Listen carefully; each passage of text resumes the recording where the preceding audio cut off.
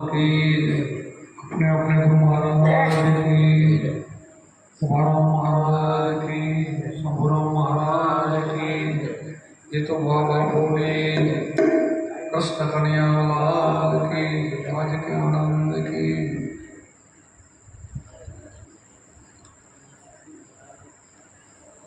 भक्ति शास्त्र द्वारा आज अपने लगातार 8-9 દિવસ થયા સત્સંગ ચાલુ જ હોય છે અને કાલે છે પૂનમ. કાલ તો ખૂબ અહીંયા મેદની હશે, ખૂબ સત્સંગનો બધાને લાભ મળશે. વાણીનોને દૂર દૂરથી ઘણા બધા ભાઈઓ આવશે.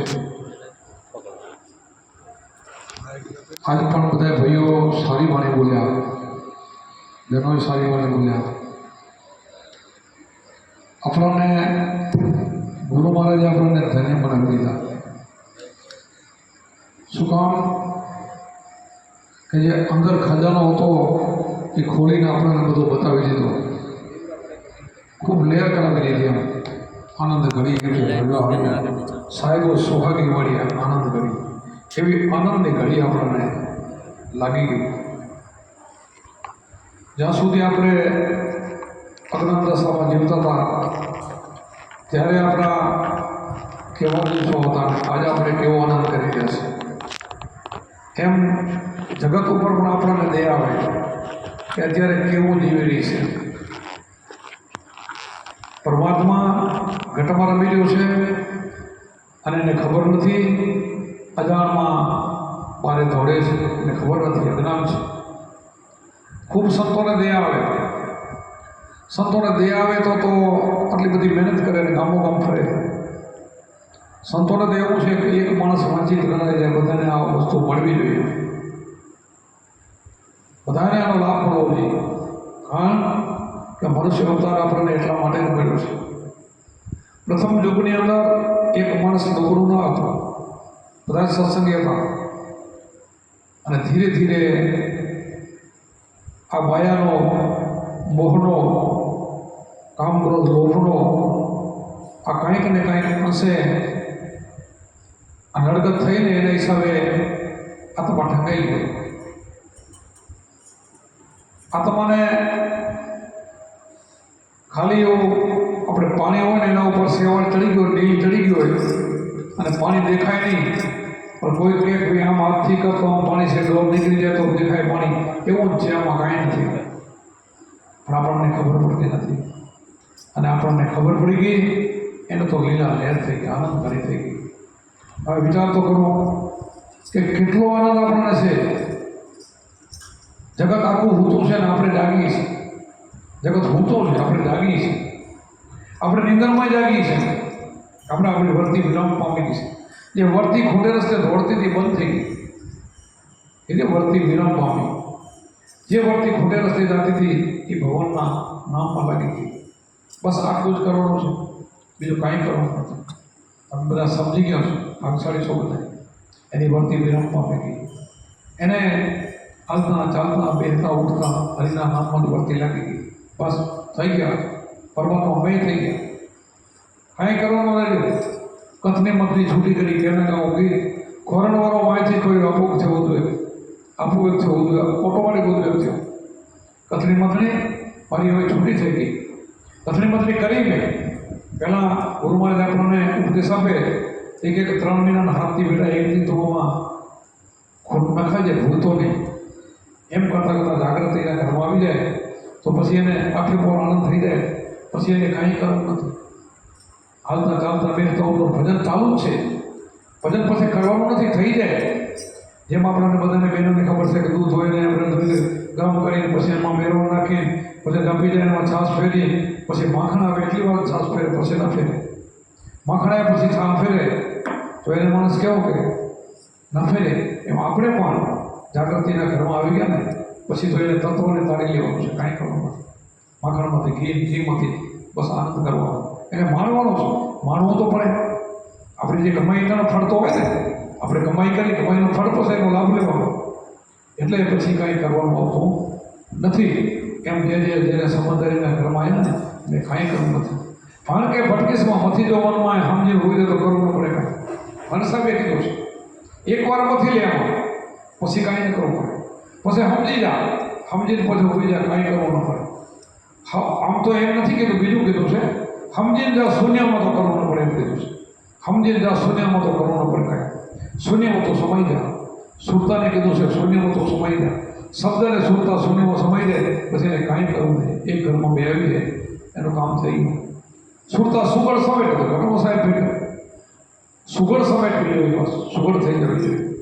અને જ્યાં સુધી સુરતા આપણે જ છીએ, જ્યાં સુધી આપણે ઉપદેશ ન મળ્યો ને એની સુરતા કુંવારી કહેવાય. જ્યાં સુધી એના ઘણા માંગા હોય, ઘણા માંગા આપણે નથી કેટલા ઠેકાણે યાત્રા કરવા જાય, કેટલા દર્શન કરવા જાય, બધાને માની આમથી લઈ લઈ, આમથી લઈ, આમથી લઈ લઈ, પણ આપણને પોતાનું અસલી ઘર મળી જાય ને સુરતાને સંબંધ પછી એની ધોળ બંધ થઈ જાય. હવે આ ક્યાં મારે ધોળ? આ તો બધું અહીંયા પડ્યું, ખજાનો અહીંયા પડ્યો છે. હવે ધોળ કરવાની મારે કાંઈ જરૂર નથી. હવે તો એ મને મળવા આવે એવું છે. એટલા માટે તમે બધા ભાગશાળી છો. જેને જેને આ સંબંધ મળી ગયો, ગુરુ મળી ગયા, એના પેલો પાર થઈ ગયો. એને તો હવે શું છે, એને બેહી ન દેવું. ધંધો કરવાની છું, સંસાર વ્યવહારમાં ફરતા ફરતા પોતપોતાનો કર્મ જે હોય કરવું પડે, પણ એનાથી અલગ થઈ જવું દુનિયાથી. આપણને રસ્તો મળ્યો ને પછી આપણે એને વાપરવું, બીજાને કહેવું કે ભાઈ આ રસ્તો તો ચડી જા, આ રસ્તો કરવા જેવું છે, આને માણવા જેવું છે, આ લાભ લેવા જેવો છે. આ મનુષ્ય અવતાર છે ને ફરી ફરી નથી મળતો. નહીંતર અમે 84 મોટી છે એને એમને પણ દબાણ પણ મેળવી પડે. 84 અમે જુઓ આપણા વડો બધાઈ ગયા, આપણે દુઃખ નહીં થયું, આપણે હમદરી હવે આવી, પણ પહેલાં આપણા વડો બધા ગયા ને, બધા આમાં ગયા છે, કેટલાય ગયા, આ લાઈન લાગી ગઈ, આપણા બધા ગયા. આપણને દુઃખ થાય તો ઓહો, આપણને વહેલી ખબર તો આપણે એમાં જવાનું નથી થાય, તો થાય તો ખરો ને. પણ એ મહેનત કરી તો ઘણા જાય, મહેનત કરી તોય જાય છે, માનતા નથી, જાય છે 84માં જાય છે, થોડી થોડી જાય છે. આપણે મારવાની કોશિશ કરી તોય માય પડે છે. એટલા માટે આવો કેવા મનુષ્ય અવતાર મળ્યો છે, આવા આપણને સંતો મળ્યા તો હવે આનંદ કરી, મોજ કરી, અને આ વધતી વેલ છે એ વધારી. આપણે તો અમે શું એ ટપાલી તમને શીખવાડ્યું, આપણે ટપાલ લઈ જવાનું, ટપાલ દેવા જવાની છે, બીજું કંઈ નથી. ટપાલનું કામ કરવાનું છે. આપણા સંતોની ટપાલ બધાને ઉપાડી અને લઈને ફરી કે ભાઈ બધા સંતો અમારે કંઈ કહેશે, તમે અમારે કંઈ જાઓ. અને એ જોઈ મારે ગાયને તમે લમણવાળો, આ બધા સંતો ગયા ને એના હમો લમણવાળો, એ કેવા થઈને ગયા છે એના અમે જોવો તો ખરા. એમ એને કહીએ તો એને ખબર પડે, ના કે એને ખબર નથી કે આ જગત કરે એમાં નહીં કરતા ગયા, ના એમ નથી કરતા ગયા, એનો રસ્તો જ જુઓ છે. આ મારે પેલા જુઓ કબીર કીધું ને, આ મારે નોખો છે, માર્ગ જ નોખો છે. આ બધા જગતનો વ્યવહાર છે ને એવું નથી.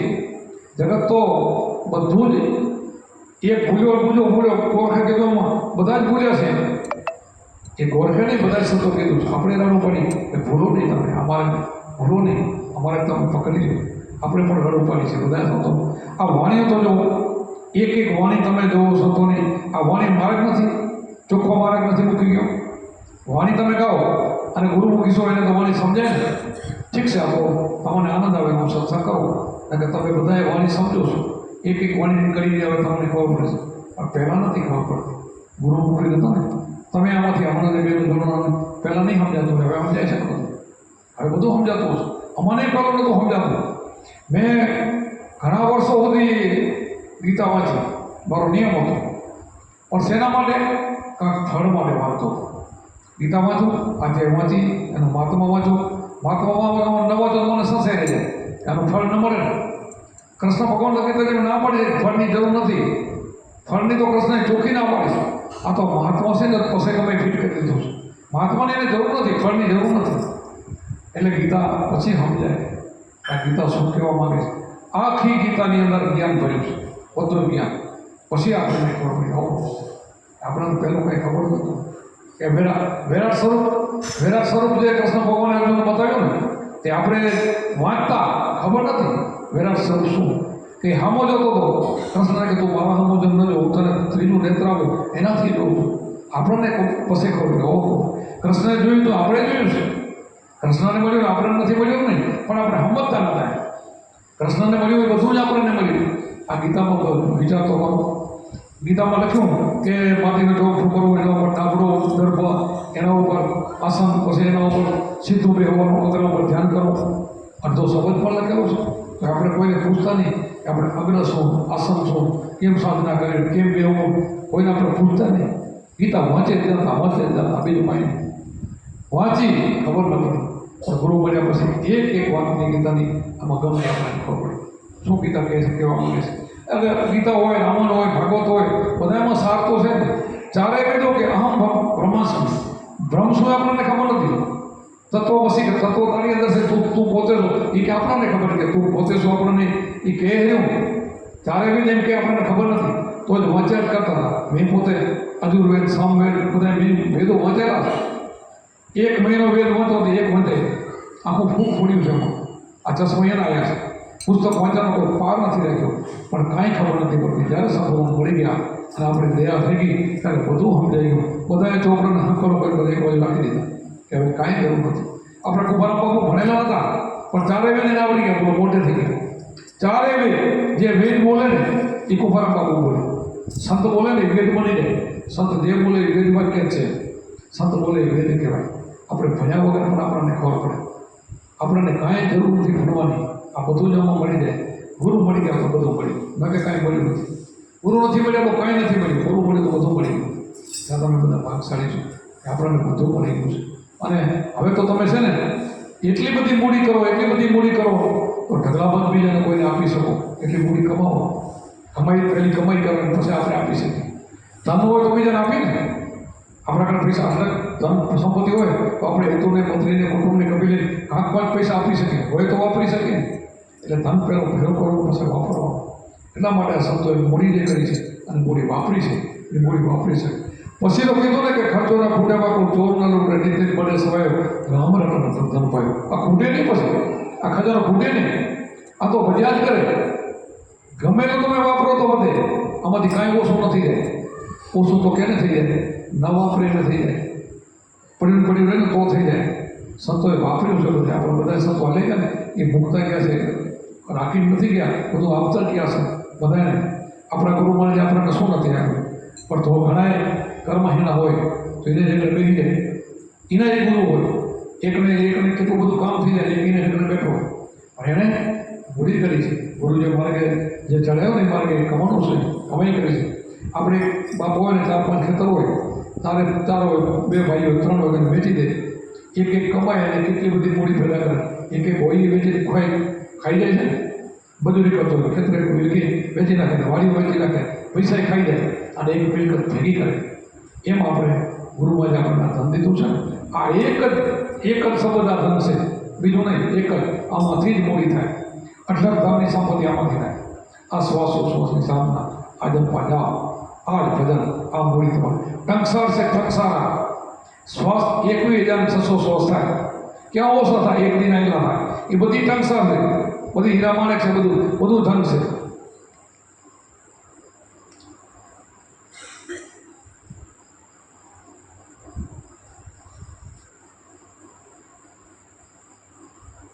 આ ક્યાં ખૂટે એમ છે?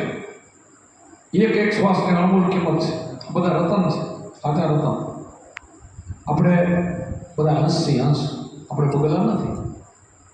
બગલાનો તારો કાદવ ગારો, ડેડકાન માછલા. હંસનો શું હોય? હીરા મોતીનો ચાલો.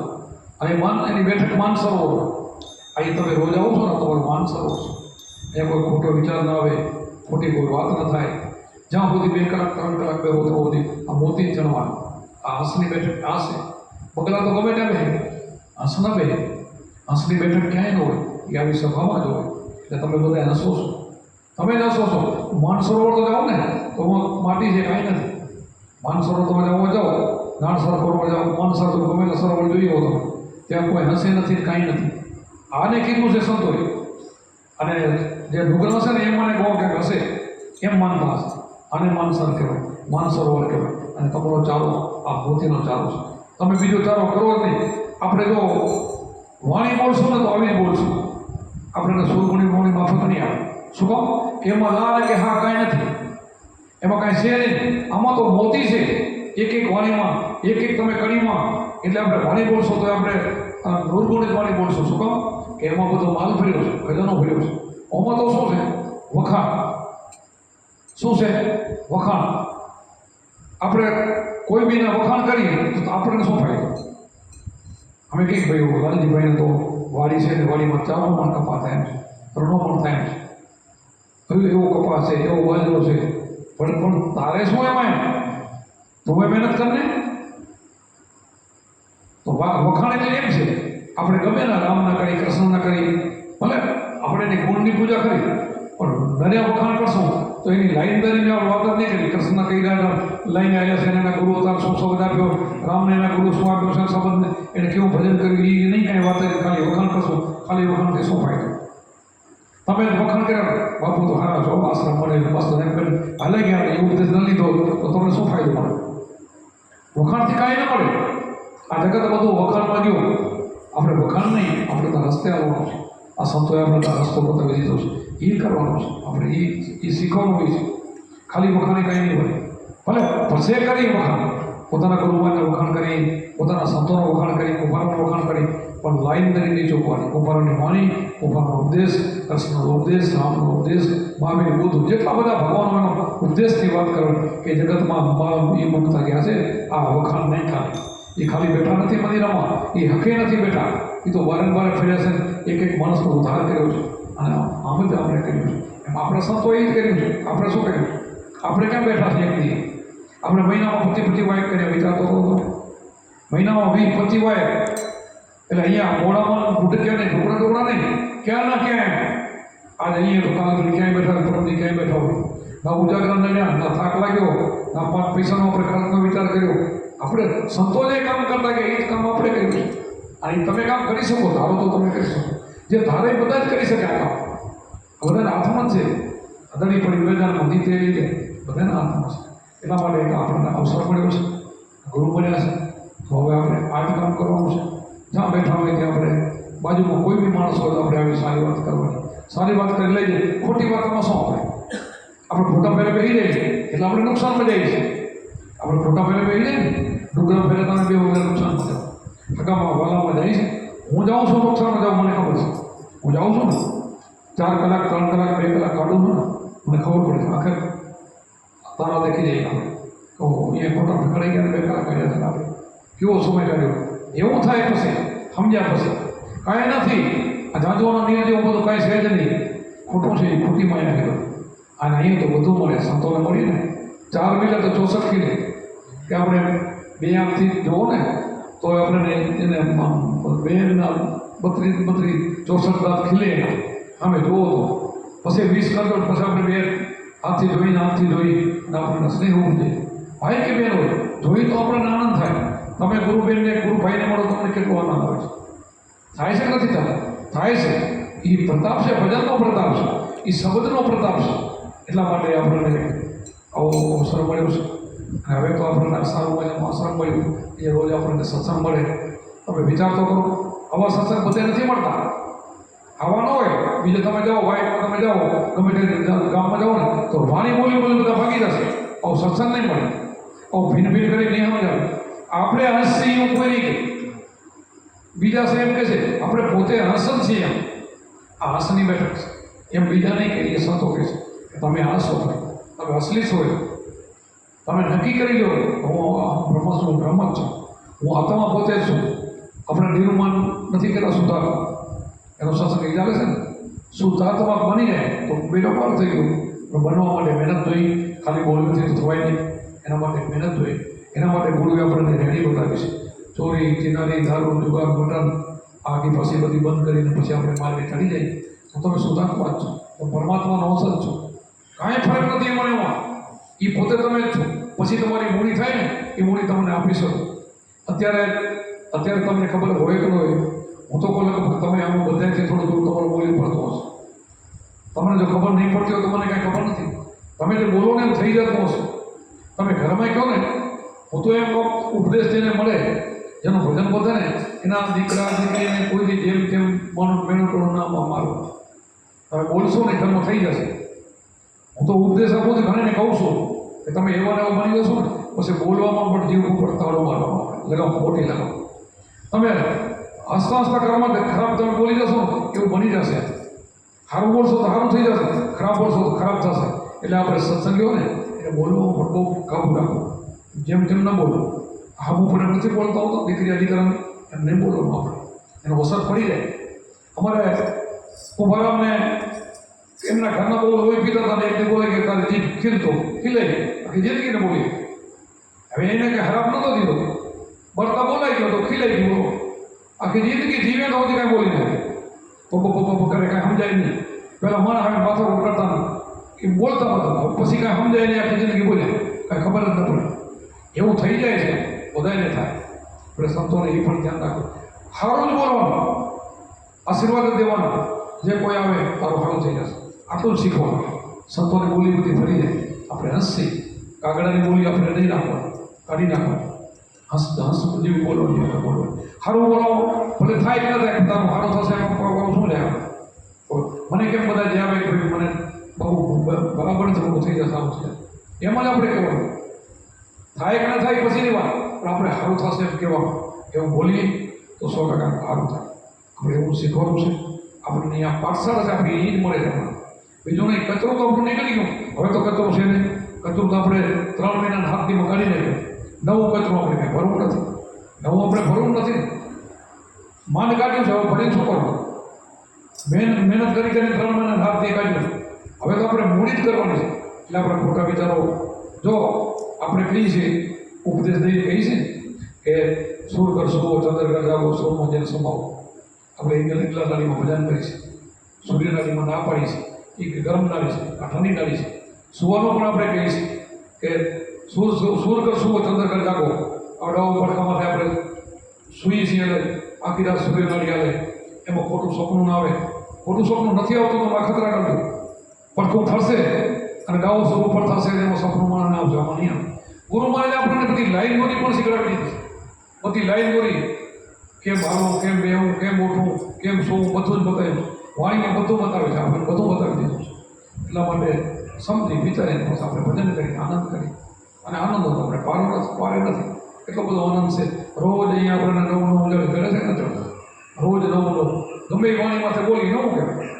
એક વાણી માટે આજ બોલી, કાલ બીજી વાણી માટે, ત્રીજી વાણી માટે, રોજ નવું આપણે સત્સંગ મળે.